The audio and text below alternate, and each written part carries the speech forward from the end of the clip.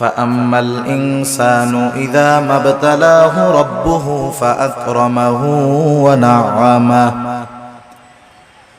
আল্লাহ রাব্বুল আলামিন বলেন ফাআম্মাল ইনসানু ইযা মাবতালাহু রাব্বুহু মানুষকে যখন তার রব পরীক্ষা করার জন্য ফাআকরামাহু ওয়া না'আমা তাকে সম্মান দেয় আর সম্মান দেয় সম্পদের মালিক বানায়া দেয়।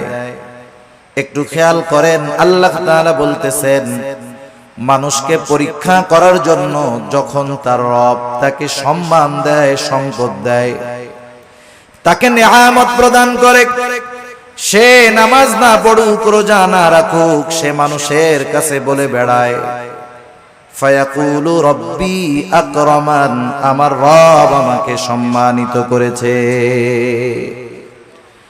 আল্লাহ তাআলা বললেন আমি মানুষকে সম্মান সম্পদ নিয়ামত পরীক্ষা করার জন্য দেই আর মানুষ এটাকে পরীক্ষা না মনে করে সে বলে আমার রব আমাকে সম্মানিত করেছেন। প্রথমত একটা জিনিস আমাদের ক্ষেত্রে ক্লিয়ার হওয়ার প্রয়োজন আল্লাহ তাআলা শুধু অভাব কষ্ট দুরবস্থা দিয়ে মানুষের পরীক্ষা নেন বিষয়টা এমন নয়, বরং সম্পদ সম্মান দিয়েও আল্লাহ তাআলা পরীক্ষা নেয়। যদি এমনটা হতো সম্মান সম্পদ মানুষের আল্লাহ তাআলার ভালোবাসার মাপকাঠি, যে যাকে আল্লাহ রাব্বুল আলামিন বেশি ভালোবাসেন তাকে মনে হয় আল্লাহ তাআলা বেশি সম্পদ দেন, বিষয়টা যদি এমন হতো বলেন তো দুনিয়ার মধ্যে আল্লাহ তাআলার সর্বাধিক প্রিয় বান্দাদের তালিকায় কারুনের নামটা হয়ে যাইত। কারুন তো পৃথিবীর অন্যতম বড় এক ধনী ছিল। বলেন তো আপনারা সহজেই জবাব দিতে পারবেন কারুনকে আল্লাহ তাআলা ভালোবাসে নাকি? একটু জোরে বলেন না বাসে? কারুনকে আল্লাহ তাআলা ভালোবাসে না, বরং কারুন নামটা মানুষের কাছে এত ঘৃণিত এত অপছন্দের। দুনিয়ার কোন মানুষের যদি সন্তান হয় সে যত গরিব হোক তাকে যদি বলা হয় তোমাকে মাসে 1000 করে বেতন দেওয়া হবে টাকা দেওয়া হবে ছেলের নামটা তুমি কারুন রাখো, আপনারা কেউ রাখবেন? আপনি বলবেন আরে দিন মজুর দিয়া খাইতা ঠিক কারুন আমার পোলার নাম মইরা গেলেও রাখবো না। এই কারুনকে কত সম্পদ আল্লাহ তাআলা দিয়েছেন, এই সম্পদ ছিল তার জন্য পরীক্ষা। সম্পদের মালিক কারুন যখন হযরত মূসা আলাইহিস সালাম কারুনকে বলল কারুন তুমি তোমার সম্পদের যাকাত দাও, কারুন যাকাত দিতে অস্বীকৃতি জ্ঞাপন করলো। শুধু তাই না, সে মূসা আলাইহিস সালামকে অপমান অপদস্থ করার জন্য অপবাদ দেওয়ার জন্য একজন খারাপ মহিলাকে সে ভাড়া করলো, শিখায় দিল তুমি মানুষের সামনে বলবা মূসা আলাইহিস সালাম আমার সাথে জিনা করেছে অপকর্মে লিপ্ত হয়েছে। এইবার যখন কারুন এই ষড়যন্ত্র চক্রান্ত করলো আল্লাহ তাআলা বরদাস্ত করলেন না। এই কারুন যখন সম্পদের মালিক হয় তখন কারুনের বন্ধুরা আল্লাহ তাআলার কাছে বলতো আল্লাহ আপনি মনে হয় কারুনকেই শুধু ভালোবাসেন আমাদেরকে ভালোবাসেন না। আমাদের সমাজেও এমন আছে 5 বন্ধু একসাথে লেখাপড়া করেছে একসাথে কর্মজীবন শুরু করেছে, একজন অনেক ধনী আর 4 জন গরিব। তারা আফসোস করে আর বলে দেখ আল্লাহ তাআলা ওকে ভালোবাসে, সব নিয়ামত আল্লাহ তাআলা ওকেই দিয়ে দিতেছে। কারুনের বন্ধুরাও বলতো আল্লাহ আপনি মনে হয় কারুনকে বেশি ভালোবাসেন এই জন্য এত সম্পদের মালিক বানায় দিচ্ছেন। কারুন যখন মূসা আলাইহিস সালামের অবাধ্য হলো, মূসা আলাইহিস সালামকে যখন অপবাদ দেওয়ার প্রচেষ্টা করলো আল্লাহ তাআলা কারুনের উপরে গজব দিয়ে দিলেন। কারুন তার সম্পদ সহ জমিনে ডাবতে শুরু করলো। তাফসীরের মধ্যে আসছে এখনো কারুন তার সম্পদ সহ জমিনের মধ্যে ডাবতেছে, কিয়ামত পর্যন্ত ডাবতে থাকবে। যখন কারুনের বন্ধুরা কারুনের এই দুরবস্থা দেখলো এইবার ওই গরিব বন্ধুরা বলে আল্লাহ আপনি কারুনকে সম্পদ দিয়েছেন ঠিক, কিন্তু বাস্তবে আপনি আমাদেরকে বেশি ভালোবাসেন। সম্পদ দেখে আমরা মনে করি আল্লাহ তাআলা মনে হয় তারে ভালোবাসে এই জন্য দিচ্ছে, বিষয়টা এমন নয়। কারুন সম্পদ পেয়েছে ঠিক, আল্লাহ তাআলার ভালোবাসা পায় নাই। আবার দুনিয়াতে অনেক মানুষ আছে সামাজিক অবস্থানের দিক দিয়ে তার সম্মান অনেক কম, সমাজের মানুষেরা তাকে গণ্যমান্য কোনো ব্যক্তি মনে করে না, সামাজিক দিক দিয়ে তাকে অবহেলা করা হয়, এমন লোক সমাজে আছে না নাই? এই মানুষগুলা অনেক সময় আফসোস করে আর বলে, আহারে সমাজের কোনো বিচার আচার সালিশে আমাকে ডাকে না, আমাকে এই সমাজের লোকই মনে করে না। হয়তো দুনিয়ায় সে দেখতেছে তার সম্মান কম, কিন্তু দুনিয়াতে আল্লাহ রাব্বুল আলামিন অনেক মানুষকে সম্মান দিয়েছেন তাদের পরীক্ষা নেওয়ার জন্য। কত সম্মানিত মানুষ ছিল ফেরাউন, কত সম্মানিত মানুষ ছিল নমরুদ, কত বড় বড় বাদশাহীর মালিক তারা হয়ে গেছে। কিন্তু বলেন তো, বাদশাহী পেয়েছে ঠিক, এই সম্মান পদবীর দ্বারা আল্লাহ তাআলার ভালোবাসা কি তারা পেয়েছে নাকি? পায় নাই। যে কথা বোঝাইতে চাইলাম যে সম্মান সম্পদ কারো থাকলেই এটা মনে করার সুযোগ নাই যে তাকে আল্লাহ তাআলা ভালোবাসে। সম্মান সম্পদ দিয়ে আল্লাহ তাআলা মাঝে মধ্যে পরীক্ষা নেন, কিন্তু বোকা মানুষগুলা কি মনে করে? বোকা মানুষগুলা মনে করে আমারে আল্লাহ সম্পদ দিছে, ভালো না বাসলে দেয়। আমারে আল্লাহ চেয়ারম্যান বানাইছে, এমপি বানাইছে, সমাজের বড় ভিআইপি সিআইপি বানাইছে, আল্লাহ ভালো না বাসলে কি এগুলা দেয়? তারা এটা মনে করে। অথচ আল্লাহ কি বলেন যে তাদের রব তাদেরকে এগুলা দিয়েছে পরীক্ষা করার জন্য, আর তারা বলে আমাদের রব আমাদেরকে সম্মানিত করেছে। এরপরে আল্লাহ রাব্বুল আলামিন বলেন, ওয়া আম্মা ইযা মাবতালাহু ফাকাদারা আলাইহি রিজকাহু ফায়াকুলু রাব্বি আহানান। আবার মানুষকে যখন তার রব পরীক্ষা করার জন্য রিজিকের মধ্যে সংকীর্ণতা দিয়ে দেয়, অভাব দেয়, সম্মানটা কমে যায়, কষ্ট ক্লেশে সে পতিত হয়, এইবার ও এইটাকে পরীক্ষা মনে করে না, বরং তার এই অভাব কষ্ট ক্লেশের জন্য সে আল্লাহ তাআলাকে দায়ী করে। বলে ফায়াকুলু রাব্বি আহানান, আমার রব আমাকে অপদস্থ করেছে, অপমানিত করেছে। মুফাসসিরিনে কেরাম বলেন সে তার ভাষায় বলতে চায় যে আমি সম্মানের উপযুক্ত ছিলাম, কিন্তু আল্লাহ আমাকে সম্মান দেয় নাই। নাউজুবিল্লাহ বলেন। অনেক সময় অনেক জায়গায় দেখবেন, বোঝানোর জন্য বলতেছি, নির্বাচন হয় না, নির্বাচন কেউ জিতে কেউ হারে, অনেক ক্ষেত্রে কন্টেস্ট হয়। একজন হেরে গেল, সে তখন বলে হারে আমি জেতারই যোগ্য ছিলাম, কিন্তু আল্লাহ আমারে জিততে দেয় নাই। সে না জয়ী হওয়াটাকে দোষ দেয় কার? আল্লাহ তাআলা। মুফাসসিরিনে কেরাম বলেন মানুষেরা কেমন জানি বলতে চায় আমি সম্মানের উপযুক্ত ছিলাম, কিন্তু আমার রব আমারে সম্মান দেয় নাই। আমি সম্পদের উপযুক্ত ছিলাম, কিন্তু আমার রব আমাকে সম্পদ দেয় নাই। সে তার রিজিকের সংকীর্ণতাটাকে পরীক্ষা মনে করে না, বরং সে তার রিজিকের সংকীর্ণতাটাকে আল্লাহ রব্বুল আলামিনের উপরে দোষ চাপায়া দেয়। তাহলে দ্বিতীয় বিষয় ক্লিয়ার কি? দ্বিতীয় বিষয় হলো যে আল্লাহ তাআলা এক নাম্বার সম্পদ সম্মান এটাও পরীক্ষার জন্য দেন। দুই নাম্বার রিজিকের সংকীর্ণতা, দুনিয়ার কষ্ট ক্লেশ অপমান, এটাও আল্লাহ তাআলা পরীক্ষার জন্য দেন। কি দেখতে চান পরীক্ষার মাধ্যমে? আল্লাহ তাআলা দুই অবস্থাতেই দেখতে চান যে বান্দা সুখ স্বাচ্ছন্দ্যের জীবন পেয়ে আমি আল্লাহকে ভুলে যাই কিনা। আল্লাহ তাআলা দেখতে চান বান্দা কষ্ট ক্লেশে পতিত হয়ে আমি আল্লাহ তাআলাকে দোষারোপ করে কিনা। যারা আল্লাহ তাআলাকে দোষারোপ করে না, অভাব কষ্ট ক্লেশে পতিত হওয়ার পরেও আল্লাহ রাব্বুল আলামিনের উপরে সন্তুষ্ট থাকে, এরাই হলো পরীক্ষায় পাস। আর যারা সম্পদ সম্মানের মালিক হয়ে যখন নাফরমানি করে, অহংকার করে, এরা হলো পরীক্ষায় ফেল। এখন দ্বিতীয় শ্রেণীর মানুষ যখন অভাবে পড়ে আল্লাহ তাআলার ব্যাপারে বলে ফায়াকুলু রাব্বি আহানান, আমাদের রব আমাকে অপমানিত করেছে, আমার রব আমাকে অপদস্থ করেছে, তারা যখন আল্লাহ তাআলার ব্যাপারে এই কথা বলে, আল্লাহ রব্বুল আলামিন তাদের কথার বিপরীতে বলেন, কাল্লা, তোমরা যেই দাবি করো সেটা কখনো সঠিক নয়। জবাব দিচ্ছে কে? আল্লাহ তাআলা। কোন কথার? যে তারা বলে যে আমার রব আমাকে কি করছে? অপমান করছে। আল্লাহ তাআলা বলেন, কাল্লা, কখনো নয়। না বোধক শব্দ আছে অনেকগুলা, যেমন একটা শব্দ হলো লা, সাধারণ শব্দ না।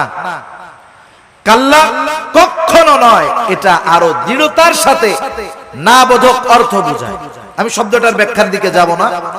যাই হোক, দৃঢ়তার সাথে আল্লাহ তাআলা বলতেছেন, কখনো নয়, আমি কখনো এমনটা করি নাই। বরং তোমরা যে রিজিকের সংকীর্ণতার মুখোমুখি হও, এটা তোমাদের নিজেদের কারণে। কাদের কারণে? নিজেদের কারণে। সেই কারণগুলো কি? এই সূরায় আল্লাহ তাআলা রিজিক এই সংকীর্ণতার 4টি কারণ বর্ণনা করেছেন। কয়টি কারণ? আপনারা একটু কষ্ট করে একটু সামনে আসেন, যে কয়জন আছেন একটু সামনে আসেন, জিকিরের সাথে সাথে একটু কষ্ট করে সামনে আসেন। বাম দিক তাকায় আর কথা বলতে ভালো লাগতেছে না, একটু সামনে আসেন জিকিরের সাথে সাথে। লা ইলাহা। যারা মুরব্বিরা আছেন একটু সামনে আসেন। বাচ্চারা সামনে থাকলে ওরা কথা বুঝে, ওরা তো হুজুরদের ডরে বয়ে রয়েছে ওই জায়গায়, যে ওইটা গেলে হুজুরে আবার পরে কিছু বলে কিনা, বুঝেন নাই? আপনারা একটু সামনে আসেন, এই সামনে আমার সামনাসামনি আসেন, একেবারে আমার সামনাসামনি আসেন জিকিরের সাথে সাথে। লা ইলাহা ইল্লাল্লাহ, লা ইলাহা, লা ইলাহা ইল্লাল্লাহ, লা ইলাহা, লা ইলাহা ইল্লাল্লাহ, মুহাম্মাদুর রাসূলুল্লাহ সাল্লাল্লাহু আলাইহি ওয়াসাল্লাম। যারা বলে যে আমাদের রিজিকের সংকীর্ণতা দিয়েছে আল্লাহ, যারা এই কথা বলে তাদের কথার জবাব দিচ্ছেন কে? আল্লাহ তাআলা বলতেছে, তোমরা যে দাবি করতেছো এটা কখনো সঠিক নয়, বরং রিজিক সংকীর্ণতার জন্য তোমরা নিজেরাই দায়ী। আল্লাহ রাব্বুল আলামিন বলেন, তোমাদের রিজিক সংকীর্ণতার কারণ কি? কাল্লা বাল্লা তুকরিমুনাল ইয়াতীম। শুনে নাও, বরং তোমাদের রিজিক সংকীর্ণতার 1 নাম্বার কারণ, তোমরা ইয়াতীমকে সম্মান করো না। একটু খেয়াল দিয়ে শুনবেন, রিজিক সংকীর্ণতার 1 নাম্বার কারণ, তোমরা ইয়াতীমকে সম্মান করো না। ইয়াতীমকে সম্মান করব, ইয়াতীম তো আমার ছোট। যদি ছোট হয়, এখানে আবার সম্মানের বিষয়টা কেমনে? মুফাসসিরিনে কেরাম বলেন, ইয়াতীমের যথাযথ হক আদায় করা হলো ইয়াতীমকে সম্মান করা। আল্লাহ রাব্বুল আলামিন বলেন, তোমরা ইয়াতীমকে সম্মান করো না, তথা ইয়াতীমের হকগুলো তোমরা আদায় করো না। বরং সমাজের মধ্যে অনেক মানুষ আছে ইয়াতীমের অভিভাবক, সে ইয়াতীমের হক আদায় করবে কোথায়? ইয়াতীমেরটাই তো খায় ফেলে। আছে না নাই? ইয়াতীমের সম্পদ এটা বড় জঘন্য সম্পদ। আল্লাহ তাআলা সাধারণ ভাবেই বলেন, ইয়া আইয়ুহাল্লাযীনা আমানু লা তাকুলু আমওয়ালাকুম বাইনাকুম বিল বাতিল। আল্লাহ তাআলা বলেন, তোমরা অন্যায়ভাবে কারো সম্পদ ভক্ষণ করো না। কারণ কেউ যদি কারো সম্পদ ভক্ষণ করে, এর সাথে বান্দার হক সম্পৃক্ত থাকে।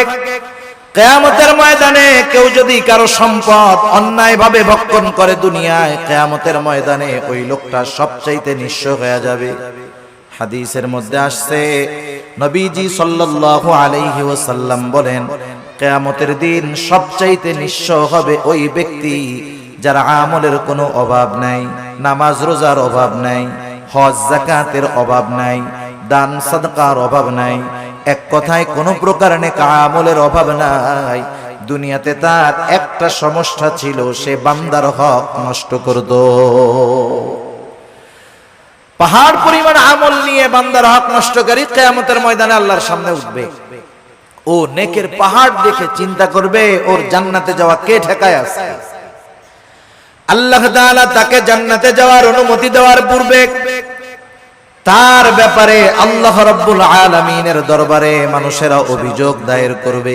লম্বা হাদিস, আমি শুধু সারমর্ম কথাগুলা বলতেছি। কিছু লোক তার বিরুদ্ধে আল্লাহ রাব্বুল আলামিনের কাছে অভিযোগ দায়ের করবে। লোকটা হয়তো বলবে, আল্লাহ এই লোকটা দুনিয়াতে আমার হক নষ্ট করেছিল। কেউ বলবে আমার সম্পদ দখল দিয়েছিল, কেউ বলবে আমাকে কষ্ট দিয়েছিল। এক কথায় আমার হক নষ্ট করেছিল আল্লাহ। দুনিয়ার ভিতরে আমি দুর্বল থাকার কারণে আমি ন্যায় বিচার পাই নাই। দুনিয়াতে আমি মাজলুম ছিলাম, আয় আল্লাহ আজকের দিন আমি কি ন্যায় বিচার পাবো না? বরং আল্লাহ রব্বুল আলামিন তো সেই দিন ন্যায় বিচার কায়েম করবে, ইনসাফের আদালত আল্লাহ তাআলা প্রতিষ্ঠা করবে। আল্লাহ রব্বুল আলামিন বলেন, ওয়ানাদাউল মাওয়াজিনাল কিসতা লিয়াউমিল কিয়ামাতি ফালা তুযলামু নাফসুন শাইআ। আল্লাহ রাব্বুল আলামিন বলেন, আমি কিয়ামতের দিন ইনসাফের আদালত কায়েম করব। ওয়ানাদাউল মাওয়াজিনাল কিসতা লিয়াউমিল কিয়ামাহ, এমন ইনসাফ ওয়ালা আদালত আল্লাহ তাআলা বলেন, ফালা তুযলামু নাফসুন শাইআ, সেই দিন কারো উপরে সামান্যতম কোনো জুলুম করা হবে না। বরং কি হবে, ওয়া ইন কানা মিসকালা হাববাতিন মিন খারদালিন আতাইনা বিহা, কেউ যদি দুনিয়াতে কোনো সরিষা দানা পরিমাণ কোনো আমল করে থাকে, আল্লাহ রব্বুল আলামিন বলেন, আতাইনা বিহা, ওই আমল সহকারে আমি আল্লাহ তাকে হাজির করব। দুনিয়াতে সরিষা দানা পরিমাণ আমল যদি কেউ করে, সেই সরিষা দানা পরিমাণ আমল সহ তাকে হাজির করা হবে। শুধু হাজির করবে আল্লাহ তাআলা তা না, বরং আল্লাহ সুবহানাহু ওয়া তাআলা ওই আমলের হিসাব নেবেন। সুবহানাল্লাহ। মোট কথা সেই দিন আল্লাহ তাআলা ন্যায় বিচার করবে। লোকটা এবার আল্লাহ তাআলার কাছে অভিযোগ দায়ের করবে, আল্লাহ রাব্বুল আলামিন তার অভিযোগ গ্রহণ করবে। এবার ওই পাহাড় পরিমাণ নেকের মালিককে বলা হবে, তোমার ব্যাপারে যে অভিযোগ দায়ের করা হলো সত্য নাকি? সে মিথ্যা কথা বলার কোনো উপায় নাই, স্বীকার যেতে সে বাধ্য। সে বলবে, হ্যাঁ দুনিয়াতে আমি তার এই হক নষ্ট করেছি। আল্লাহ তাআলা বলবে, দাও তার হকটা আদায় করে দাও। বলেন তো, দুনিয়াতে কেউ যদি কারো জমি জোর করে দখল দেয়, কিয়ামতের দিন জমি দেওয়ার কোনো অবস্থা আছে নাকি? এইবার লোকটা বলবে, আল্লাহ এ তো দুনিয়া না, দুনিয়া না। দুনিয়া যদি হইতো আমি তার জমি তার হক তাকে ফিরাইয়া দিতাম, এখন আমি কোথার থেকে দিব? এইবার অভিযোগকারী বলবে, আল্লাহ ঠিক আছে, এটা তো দুনিয়া না। দুনিয়ায় আমার সম্পদ সে দখল দিয়েছিল, আজকে আমার সম্পদের প্রয়োজন নাই, সে আমার দুনিয়ার হকটা তার নেকির দ্বারা মিটায়া দে। এবার ওই পাহাড় পরিমাণ নেকের মালিক একটা মাত্র অপরাধ করতো, বান্দার হক নষ্ট করছে, সে কি করবে?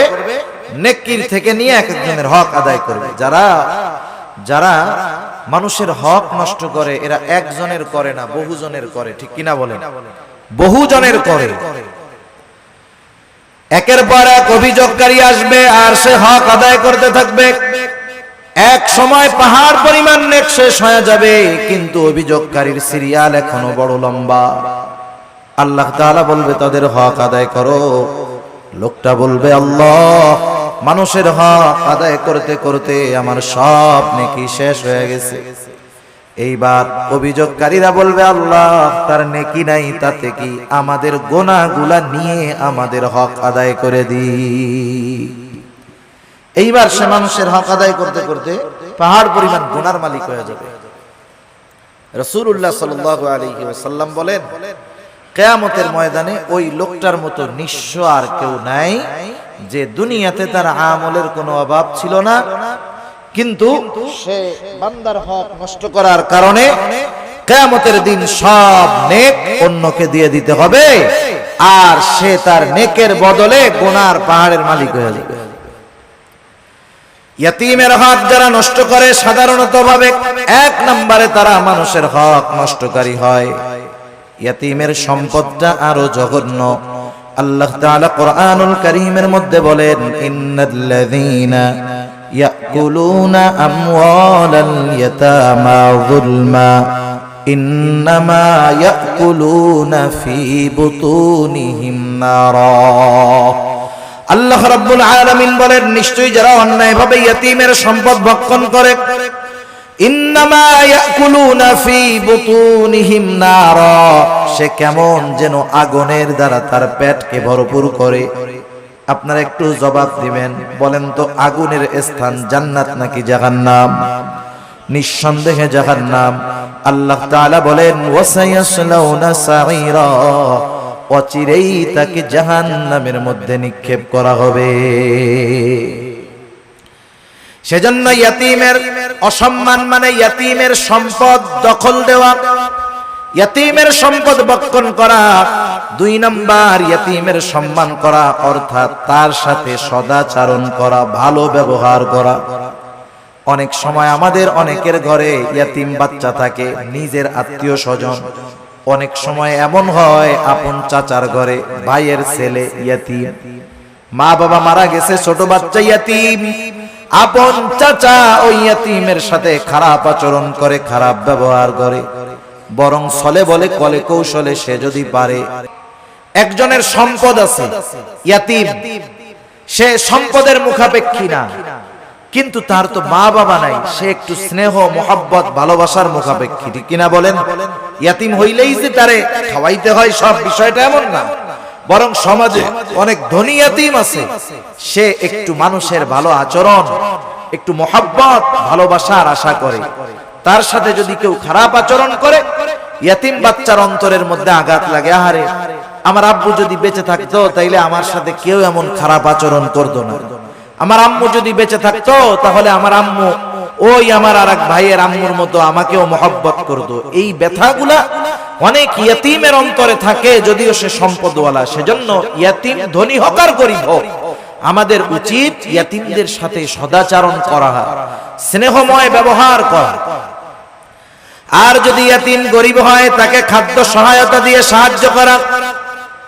আমার আপনার যদি অ্যাবিলিটি থাকে, আমি আপনি যদি কোনো ইয়াতীমের অভিভাবক হতে পারি, তার পোশাক, লেখাপড়া, খাবার দাবার, মৌলিক চাহিদা পূরণের ব্যবস্থা করতে পারি, একজন ইয়াতীমের অভিভাবকত্ব যদি আমি গ্রহণ করতে পারি, অসম্ভব নয়। আপনি 5 জন 7 জন মানুষকে চালান, এর সাথে আরেকজন মানুষকে তার মৌলিক চাহিদা পূরণের জন্য সাথে রাখলে সেটা অসম্ভব নয়। কেউ যদি কোনো ইয়াতীমের দায়িত্বভার গ্রহণ করতে পারে, ইয়াতীমকে লেখাপড়া শেখাতে পারে, ইয়াতীমের অভিভাবক হতে পারে, নবীজি সাল্লাল্লাহু আলাইহি ওয়াসাল্লাম বলেন আনা ওয়া কাফিলুল ইয়াতীম কাহাতাইনি ফিল জান্নাহ। নবীজি সাল্লাল্লাহু আলাইহি ওয়াসাল্লাম বলেন, আমি আর ইয়াতীমের অভিভাবক জান্নাতের মধ্যে এমন করে পাশাপাশি অবস্থান করব। 2 আঙ্গুলের ইশারা দিয়ে নবীজি বুঝায়া দিলেন, এই 2টা আঙ্গুল যেমন পাশাপাশি অবস্থান করে, ইয়াতীমের অভিভাবক আর নবীজি সাল্লাল্লাহু আলাইহি ওয়াসাল্লাম এমন ভাবে পাশাপাশি অবস্থান করবে। তাহলে ইয়াতীমের সম্মানের তৃতীয় অর্থ যে যদি পারা যায় তাহলে ইয়াতীমের অভিভাবকত্বের দায়িত্ব গ্রহণ করা। আপনি আমি পুরাটা পারি না, মাসে 500 টাকা দিয়ে একটা ইয়াতীমের খরচ বহন করতে পারি, বছরে 1000 টাকা দিয়ে পারি যে এটা আমি শুধুমাত্র ইয়াতীমদের জন্য দিলাম।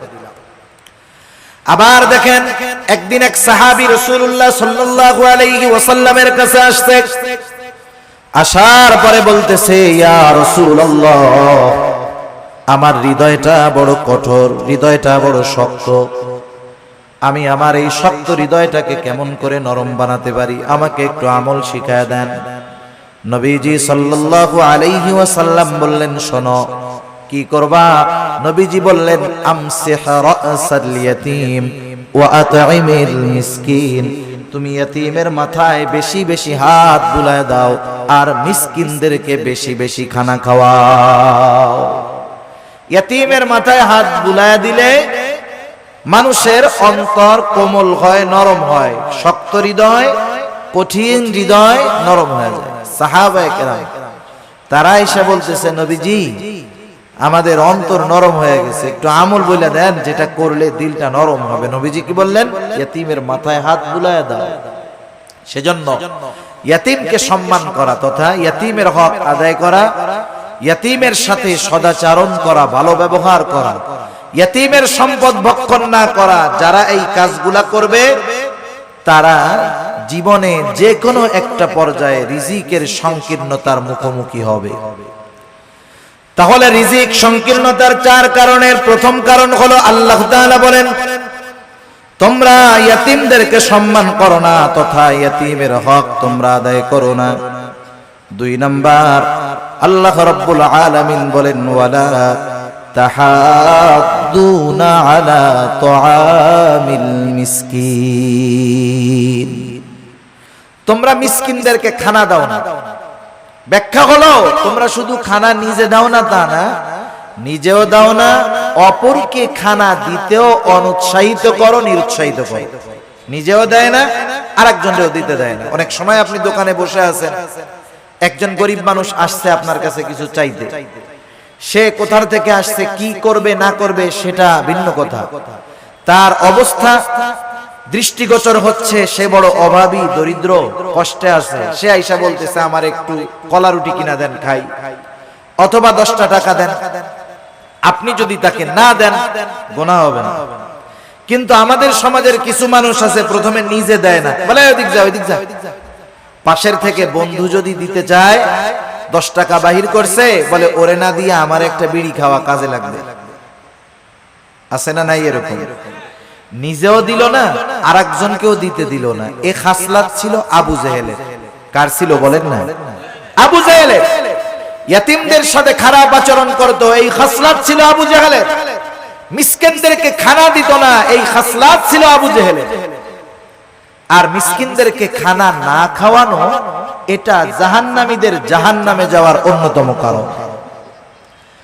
যখন জান্নাতি ও জাহান্নামীদের মধ্যে কথোপকথন হবে, জান্নাতীরা জাহান্নামীদেরকে জিজ্ঞাসা করবে মা সালাকাকুম ফি সাকার, কোন জিনিস তোমাদেরকে জাহান্নামের মধ্যে আনলো?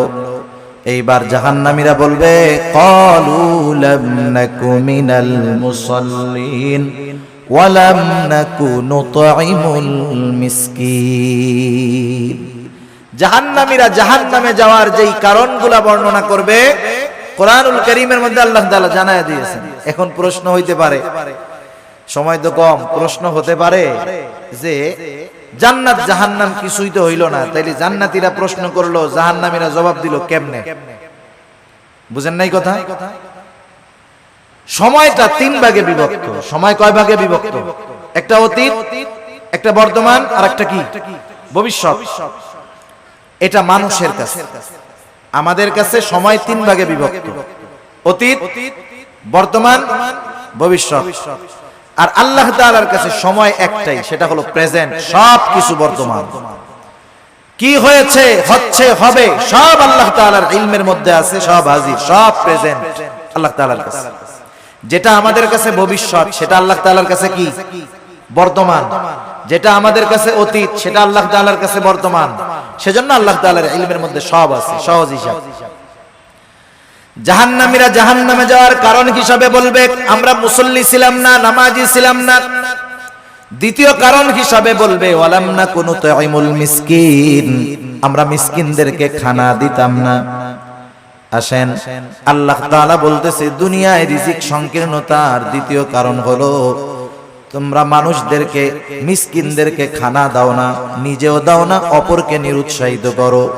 এখন একজন দিল না, আমার উচিত, আমার পকেটে টাকা নাই, আমার কাছে নাই, আমি যদি আরেকজনকে বলি বন্ধু 10টা টাকা ওকে দিয়ে দাও, একটা রুটি কিনে দাও, একটা কলা কিনে দাও, আমি শুধু এতটুকু সুপারিশ করলাম, সে যে কয় টাকা দান করবে আমি শুধু সুপারিশ করার কারণে তার দানের সমপরিমাণ নেকির মালিক হয়ে যাব। কিন্তু আমাদের খাসলাত কি? নিজেও দেই না, আরেকজনকেও দিতে মানা করি। সেজন্য মিসকিনদেরকে খানা খাওয়ানো, মিসকিনদেরকে খানা খাওয়ানো এটা বড় ফজিলতের কাজ। শুধু মিসকিনদেরকে নয়, সাধারণভাবে প্রত্যেকটা মানুষকে খানা খাওয়ানো ভালো কাজ। এক লোক নবীজি সাল্লাল্লাহু আলাইহি ওয়াসাল্লামের কাছে আসছে, এসে জিজ্ঞাসা করে ইয়া রাসূলুল্লাহ আইয়ুল ইসলাম খায়র, ইসলামের মধ্যে সর্বোত্তম কাজ কোনটা? নবীজি সাল্লাল্লাহু আলাইহি ওয়াসাল্লাম ছিলেন উম্মতের রূহানি ডাক্তার। উনি রোগীর প্রশ্ন শুনেই বুঝতে পারতেন এনার মধ্যে কি কমতি আছে। আল্লাহ তাআলা সেই বুঝবার যোগ্যতা আমার আপনার নবীকে দিয়ে দিয়েছেন। একই প্রশ্নের উত্তর বিভিন্ন জনের ক্ষেত্রে নবীজি বিভিন্নটা দিয়েছেন। এটা অবস্থার আলোকে নবীজি সাল্লাল্লাহু আলাইহি ওয়াসাল্লাম এবার বললেন, তুতিমুত তাআম ওয়া তাকরাউস সালাম আলা মান আরাফতা ওয়া মান লাম তারিফ। তুমি বেশি বেশি মানুষকে খানা খাওয়াও, আর পরিচিত অপরিচিত সবাইকে বেশি বেশি সালাম দাও। এখানে নবীজি সাল্লাল্লাহু আলাইহি ওয়াসাল্লাম খানা খাওয়ানোর কথা বলছেন ঢালাও ভালো। সাধারণ মানুষকেও যদি মানুষ খানা খাওয়ায় দুনিয়ার স্বার্থে নয়, তাইলে এর মধ্যে লাভ আছে। এক মুসলমানের অপর মুসলমান দাওয়াত দিলে সেই দাওয়াত কবুল করতে হবে, এটা এক মুসলমানের উপরে অপর মুসলমানের একটা হক। কিন্তু এখন দাওয়াত যিনি দেন তিনিও স্বার্থ সামনে রেখে দেন, আর দাওয়াত যখন কেউ দেয় বিবাহের দাওয়াত দিলে টেনশনে পড়ে যায়। ওনার বেতন মাসে 20,000, 4 শুক্রবার 5টা শুক্রবারে যদি 5টা বিয়ার দাওয়াত আসে, কাম শেষ, সংসার আর চলবে না। যারা দাওয়াত দেয় ওই আশাই দেয় যে অমুকরে দাওয়াত দিলে 5,000 টাকা দিব না। এই ধরনের দাওয়াত দিয়ে যারা দুনিয়ার প্রত্যাশী, দুনিয়ার বিনিময়ে খাবার দিতে চায়, এদের খানা খাওয়ানোর মধ্যে কোনো ফজিলত নাই। বরং খানা খাওয়াইতে হবে একমাত্র আল্লাহ তাআলার জন্য। আল্লাহ রাব্বুল আলামিন বলেন, এক শ্রেণীর বান্দা তাদের অবস্থা কি, তারা মানুষদেরকে খানা খাওয়ায় কি জন্য? তারা বলে, ইন্নামা নুতঈমুকুম লিওয়াজহিল্লাহ লা নুরিদু মিনকুম জাযাআও ওয়ালা শুকুরা। তারা বলে, ইন্নামা নুতঈমুকুম লিওয়াজহিল্লাহ, আমরা তোমাদেরকে খানা খাওয়াইছি একমাত্র কার জন্য? আল্লাহ তাআলার জন্য। আপনি একজনকে দাওয়াত দিয়ে খাওয়াচ্ছেন, এটা আল্লাহর জন্য খাওয়ান, এই খাওয়ানোর মধ্যে নেকি হবে। লা নুরিদু মিনকুম জাযাআ, তোমাদেরকে খানা খাওয়াইছি আল্লাহ তাআলার জন্য। লা নুরিদু মিনকুম জাযাআ, আমরা তোমাদের কাছে কোনো প্রতিদান চাই না, কিন্তু আমরা খাওয়াইয়া টেবিল একটা বিছায়া রাখি। আসেনি আপনাদের এলাকায়? টেবিল বিছানোর দ্বারাই বোঝা যায় ভিক্ষা চাইতেছে। এই ভিক্ষামূলক কাজটা বাদ দিয়ে কেউ যদি দিতে চায় আলাদাভাবে দিবে, কেউ যদি না দিতে চায় দরকার নাই। এই গুণটা আমাদের মধ্যে হওয়ার দরকার। আমরা বলবো, ইন্নামা নুতঈমুকুম লিওয়াজহিল্লাহ, তোমাদেরকে আমরা আল্লাহর জন্য খানা খাওয়াইছি, সুতরাং তোমাদের কাছে আমরা কোনো প্রতিদান চাই না। লা নুরিদু মিনকুম জাযাআ, তোমাদের কাছে কোনো প্রতিদান তো চাই না। ওয়ালা শুকুরা, এই খাবার খাইয়া আমাদেরকে ধন্যবাদও দেওয়ার দরকার নাই। এই রকম খাবার যদি আমরা কাউকে খাওয়াইতে পারি, ওই খাওয়ানোর মধ্যে ফজিলত আছে, নেকি আছে। আর যদি টেবিল পাইতা বৈশা থাকি, এটা ভিক্ষুকের মতো কর্মকাণ্ড। আর খাওয়াইলাম আবার টাকাও চাইলাম। যাই হোক, রাসূলুল্লাহ সাল্লাল্লাহু আলাইহি ওয়াসাল্লাম খানা খাওয়ানোর ফজিলতের কথা বলছেন। আর যদি সে একজন দুস্থ হয়, অসহায় হয়, মিসকিন হয়, তাকে যদি খানা খাওয়ানো হয় কতটা খুশি হবে। এই জন্য মিসকিন অসহায় যারা আছে এদেরকে আমরা খানা খাওয়াবো। আমার পরিবার প্রতিবেশী যদি কেউ থাকে, আত্মীয় স্বজন যদি কেউ থাকে, তাদেরকেও মাঝে মধ্যে খাওয়াবো। আমার সম্পদ আছে, টাকা আছে, আমার হয়তো গোশত খাইতে খাইতে আর ভালো লাগে না, কিন্তু আমার অনেক প্রতিবেশী আছে যার গোশতর ঘ্রাণ তো 1 মাস ব্যাপী শুকতে পারে না, আছে না নাই? এজন্য অসহায় নিঃস্ব শুধু কাছে আসলেই যে খাওয়াবো বিষয়টা এমন নয়, বরং খুঁজে খুঁজে আমার আপনার প্রতিবেশী যদি কেউ অভাবী থাকে, দরিদ্র থাকে, অভাবগ্রস্ত থাকে, মাঝে মধ্যে নিজের ভালো তরকারিটাও তাদেরকে একটু দিব। এই অভ্যাসগুলো আমাদের করার দরকার। আমরা যদি মানুষকে খানা খাওয়াইতে পারি, আর যদি না খাওয়াই ক্ষতি কি? আল্লাহ তাআলা কিয়ামতের দিন বান্দাদেরকে জিজ্ঞাসা করবে, বান্দা আমি দুনিয়ায় অভুক্ত ছিলাম, খানা খাওয়াও নাই, পিপাসিত ছিলাম, পানি পান করাও নাই, বস্ত্রহীন ছিলাম, বস্ত্র দাও নাই, অসুস্থ ছিলাম, আমার সেবা শুশ্রূষা করো নাই। বান্দা বলবে, আল্লাহ আপনি তো এই সবগুলা থেকে মুক্ত, আপনার তো এগুলার কোনো প্রয়োজন নাই। তখন আল্লাহ তাআলা বলবে, বান্দা তোমার প্রতিবেশী অভুক্ত ছিল, তুমি যদি তাকে খানা খাওয়াইতা আমি আল্লাহ তাআলা পেয়ে যাইতাম। এজন্য শুধু আনুষ্ঠানিকভাবেই খানা খাওয়াবো মানুষকে, এমনটা জানি না হয়। আমার প্রতিবেশী অভাবী, দুস্থ, গরিব আমার কাছে যদি আসে, আমি খানা খাওয়ানোর অভ্যাস করব। অল্প খাওয়াই, হাসি মুখে খাওয়াবো। আবার যদি কাউকে ফিরাইয়া দিতে হয়, আমার কাছে নাই, একজনের কাছে মিসকিন বা ফকির একটা গেছে, ও 50 টাকার নোট একটা দিয়া মুখটা কালা করে কয়, এই তো গোজালাই শেষ, যা যা ভাগ ভাগ ভাগ। টাকা দিছে কত? 50 টাকা। আমরা তো ফকির মিসকিনদেরকে দেওয়ার সময় 2 টাকার নোটটা খুঁজি, তাও আবার ছেঁড়াটা। সে দিছে 50 টাকা। আচরণটা করছে খারাপ। পাশের আরেকজন 1 টাকাও দেয় নাই, কিন্তু আচরণটা সুন্দর করছে। বলতেছে, ভাই তুমি তো আসলা, আমার কাছে তো এখন নাই, যদি এই পথে পরে আসো তুমি আবার আমার সাথে দেখা করার চেষ্টা করবা, ইনশাআল্লাহ আমি তোমাকে দিব। এখন বলেন তো, এই যে মিসকিন অসহায় 50 টাকা দেনেওয়ালার ব্যবহারে খুশি হবে নাকি যে দেয় নাই তার ব্যবহারে খুশি হবে? সেজন্য উত্তম ব্যবহারটাও সাদকা। আমরা যদি কখনো কাউকে খাওয়াতে পারি না পারি, দিতে না পারি, খারাপ আচরণ করব না, ধমক দিব না, এই অভ্যাসটাও আমাদের করার দরকার। যাই হোক, আলোচনা লম্বা হচ্ছে, অন্যদিকে চলে যায়। আল্লাহ তাআলা আমাদেরকে জানায় দিলেন যে রিজিক সংকীর্ণতার 4টি কারণ। 1 নাম্বার কারণ লা তুকরিমুনাল ইয়াতীম, 2 নাম্বার কারণ ওয়ালা তাহাদ্দুনা আলা তুআমিল মিসকিন, 3 নাম্বার কারণ ওয়া তাকুলুনাত তুরাফা আকলাল লাম্মা। তোমরা কি করো?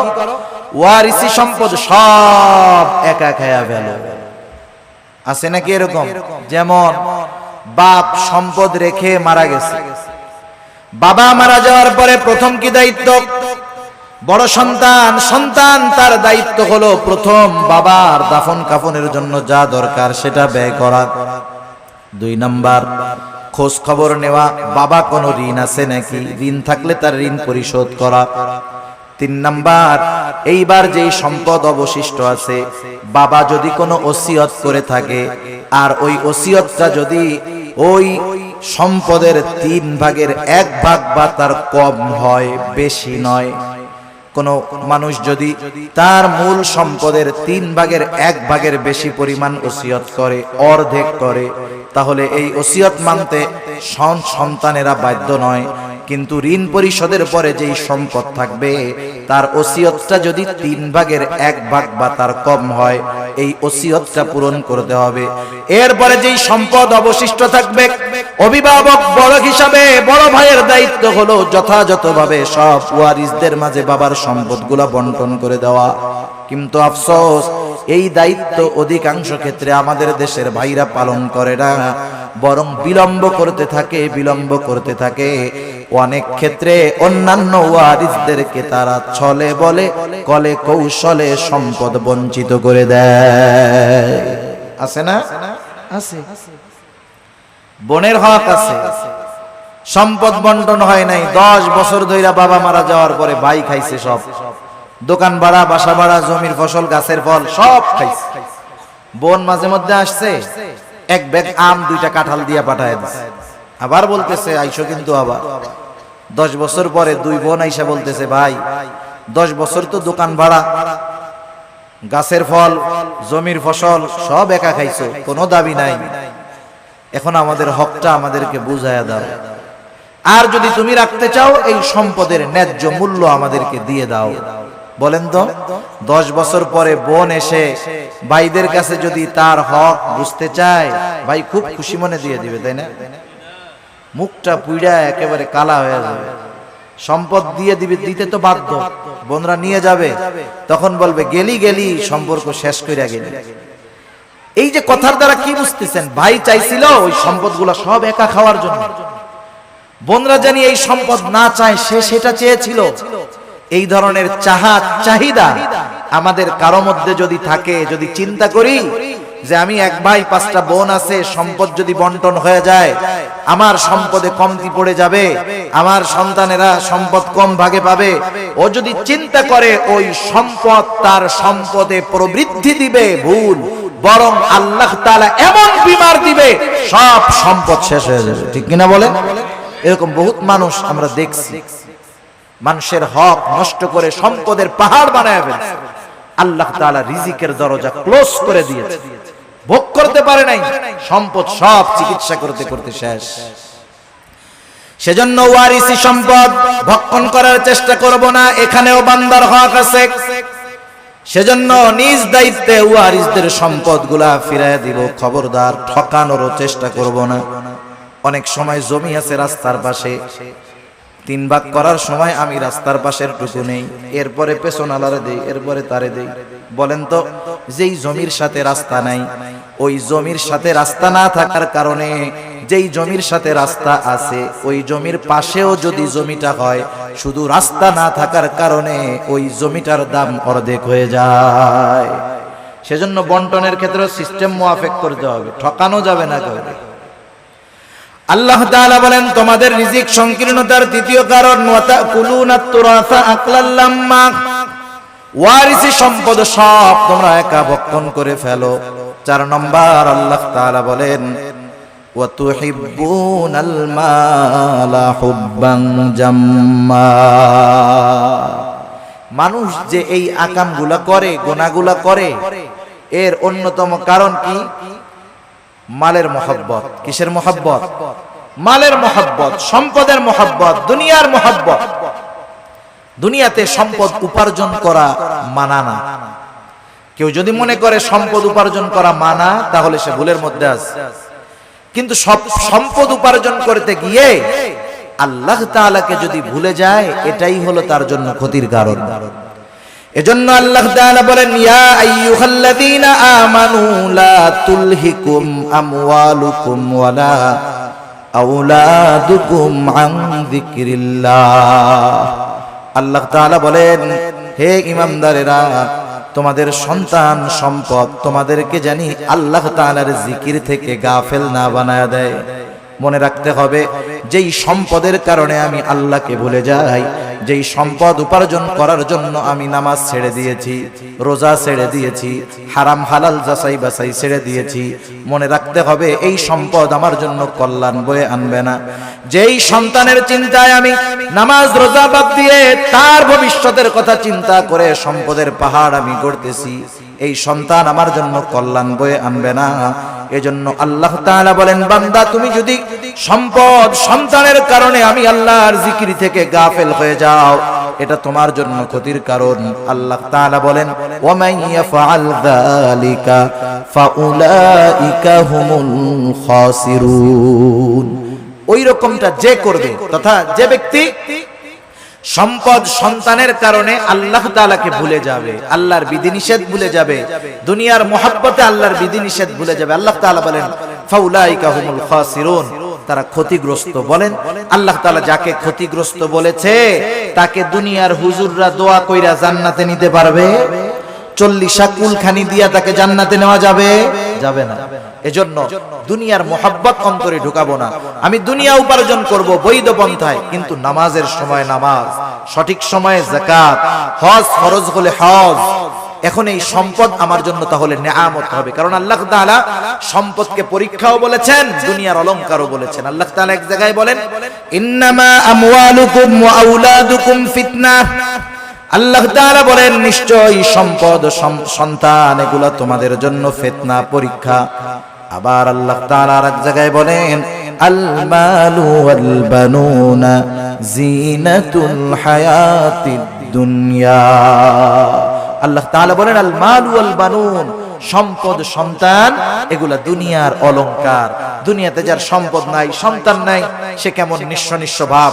কিন্তু যার সম্পদ আছে, সন্তান আছে, সাথে সাথে সে যদি দ্বীনের উপরে চলে, সে তো একজন সফল ব্যক্তি। সে সম্পদওয়ালা, মালদার, তবে দ্বীনদার। আর কিছু মানুষ আছে মালদার তবে দুনিয়াদার। আল্লাহ তাআলা আমাদের সবাইকে মালদার দ্বীনদার হওয়ার তৌফিক দান করুক, সকলে বলি আমিন। দুনিয়ার মোহাব্বত অন্তরে জানি না ঢোকে। দুনিয়া উপার্জন করতে হবে কেমনে? ওই যে কবি মেসাল দেন, উদাহরণ দেন, যে নৌকা চলার জন্য পানির প্রয়োজন, পানি বিহীন নৌকা চলে না। কিন্তু ওই পানি যদি নৌকার ভিতরে ঢুকে যায়, তাহলে নৌকা ধ্বংস হয়ে যায়। নৌকা চলার জন্য পানির যেমন প্রয়োজন, দুনিয়াতে চলার জন্য সম্পদের তেমনি প্রয়োজন। নৌকার মধ্যে পানি ঢুকে গেলে যেমন নৌকা ধ্বংসের কারণ, মানুষ যদি দুনিয়া উপার্জন করতে গিয়ে আল্লাহকে ভুলে যায়, এটা তার জন্য ধ্বংসের কারণ। সেজন্য আমরা যদি চাই আমাদের রিজিকের মধ্যে প্রশস্ততা থাকুক, রিজিকের মধ্যে সংকীর্ণতা থাকুক, তাহলে আমাদের কি করণীয়? 1 নাম্বার, আমরা ইয়াতিমদের সাথে সদাচরণ করব, ইয়াতিমদের হক আদায় করব। 2 নাম্বার, মিসকিন অসহায় নিঃস্বদেরকে খাবারের ব্যবস্থা করব যতটুকু নিজে পারি সামর্থ্য অনুযায়ী। 3 নাম্বার, ওয়ারিসি সম্পদ কারোটা যদি আমার মধ্যে থাকে নিজ দায়িত্বে তাকে ফেরত দিয়ে দিব। 4 নাম্বার, সম্পদ উপার্জন করব তবে দ্বীনকে বাদ দিয়ে নয়। সম্পদের মহব্বতে আমি দ্বীনকে বাদ দিব না, বরং সম্পদ উপার্জন করব দ্বীনকে ঠিক রেখে। যদি এই 4 কাজ করতে পারি ইনশাআল্লাহ আল্লাহ তাআলা আমাদের রিজিকের মধ্যে সংকীর্ণতা দিবেন না। দুনিয়াতে রিজিক সংকীর্ণতার পরীক্ষায় হয়তো আমাদেরকে পড়তে হবে না। আল্লাহ সুবহানাহু ওয়া তাআলা যে কথাগুলো হলো আমাদের সবাইকে কথা অনুযায়ী আমল করবার তৌফিক দান করুক। সবাই বলি আমিন। ওয়া আখিরু দাওয়ানা আলহামদুলিল্লাহি রাব্বিল আলামিন।